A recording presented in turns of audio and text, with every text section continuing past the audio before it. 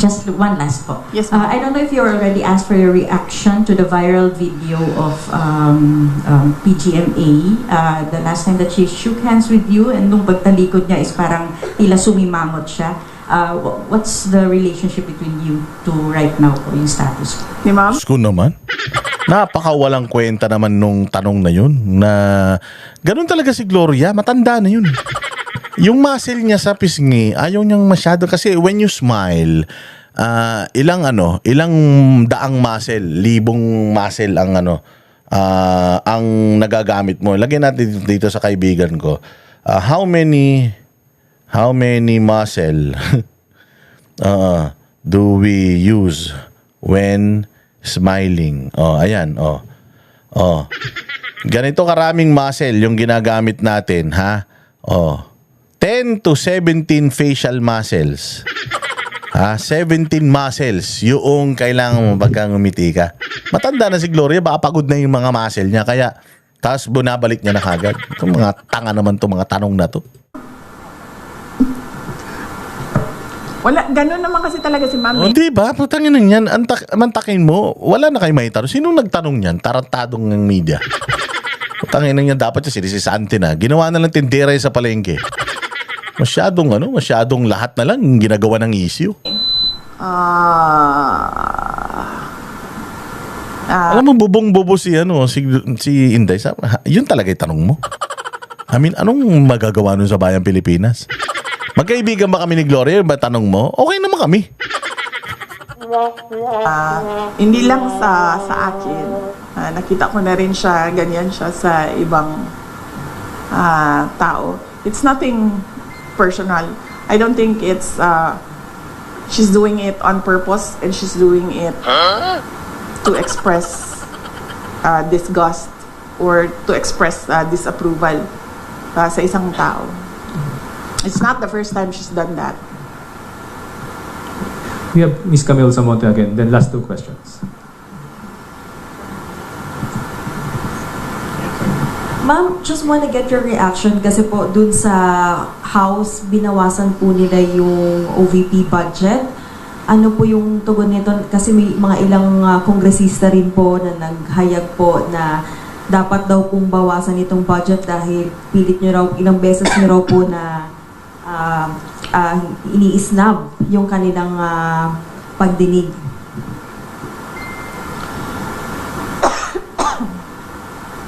Isang beses lang ako hindi pumunta.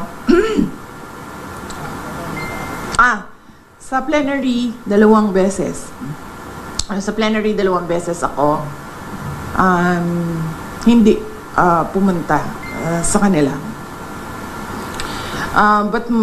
But beyond that, as early as August, I think August 15, nung tinanong na ako kung ano yung expectations ko sa budget hearings, sinabi ko na ang expectation namin ay bawasan nila ang budget of the office of the Vice President. Dahil sinabi ko at the time, it's the same administration, it's the same speaker of the House of Representatives, and it's the same set of characters. So on that point, tama nga ako sa sinabi ko noong August. Hindi man siya nakakagulat. Hindi na ako nagugulat sa House of Representatives. Last two questions. Sorry. Sola. Baka pwede niyo pong sagutin yung sinasabi ng iba, especially Congresswoman De Lima saying that you're a brat. You might would like to address that comment of her po? Oo. Kasi hindi Yes. ka nga daw po sumipot sa budget. Oo. Ang administration, and that is led by Malacanang Palas, ang Makabayan, ang Akbayan, ang members of the Liberal Party, yung mga pink and yellow, and sabihin na lang natin yung sixth category, all others. Meron yan silang narrative about Inday Sara.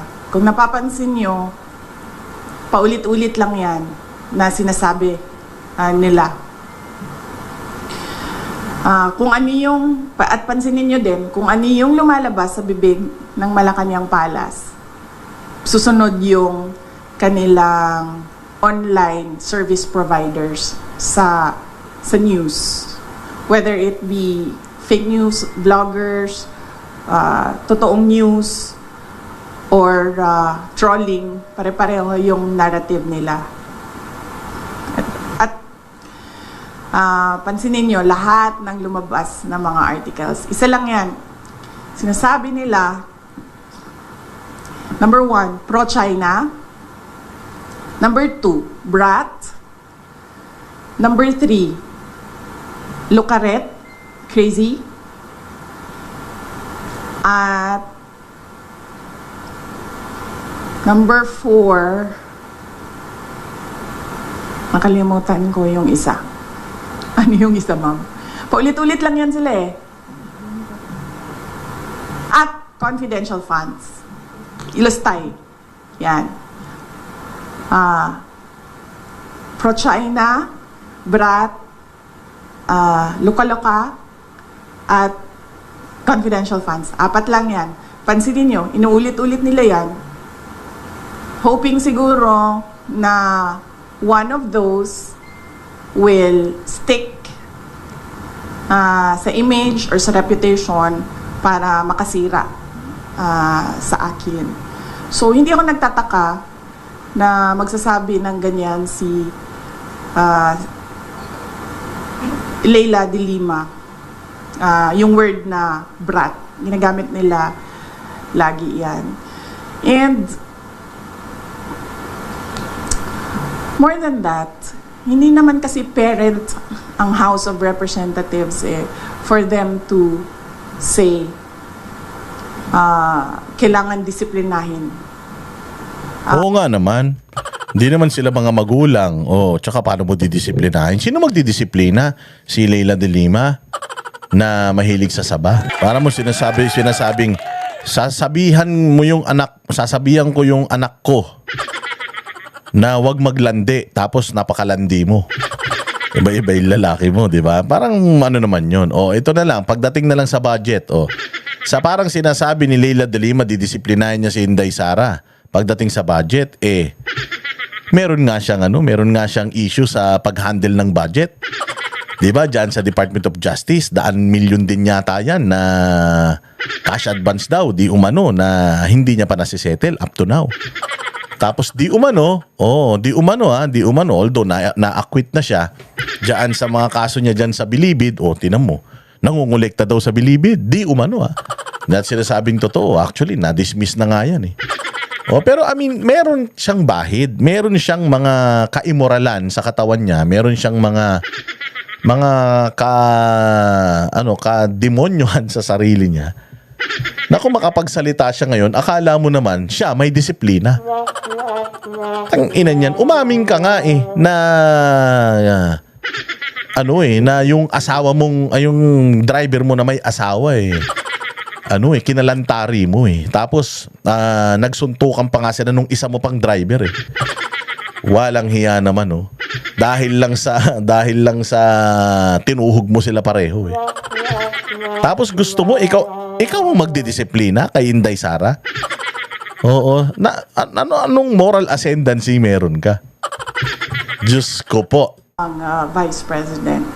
Dahil sa totoo lang, ang tawag nga natin sa kanila mga buaya, di ba? Ganun yung general perception. Ang sakit?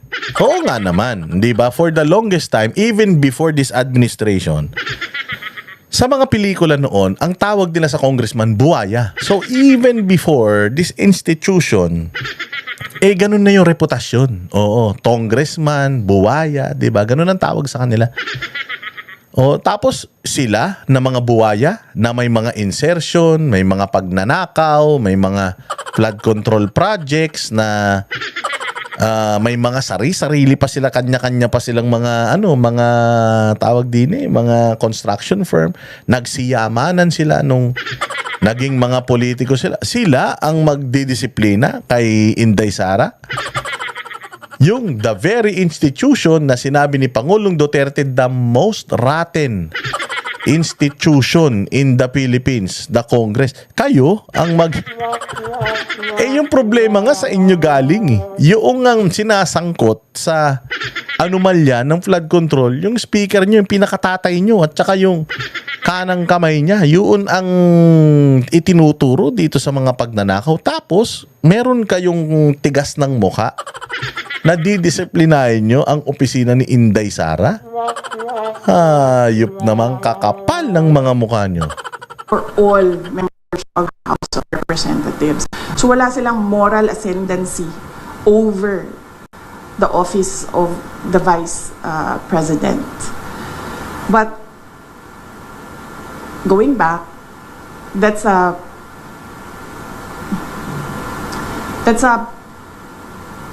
messaging narrative of anti-Duterte. No, not anti-Duterte. Anti-Sara Duterte. Messaging narrative nila. Nasa message board yan nila sa mga anti-Sara Duterte. Yan, paulit-ulit yan sila. Pro-China, luka-luka, confidential funds, at brat. Ang problema kasi sa messaging nila, hindi ko na lang sabihin kasi baka matuto sila sa akin, ma'am.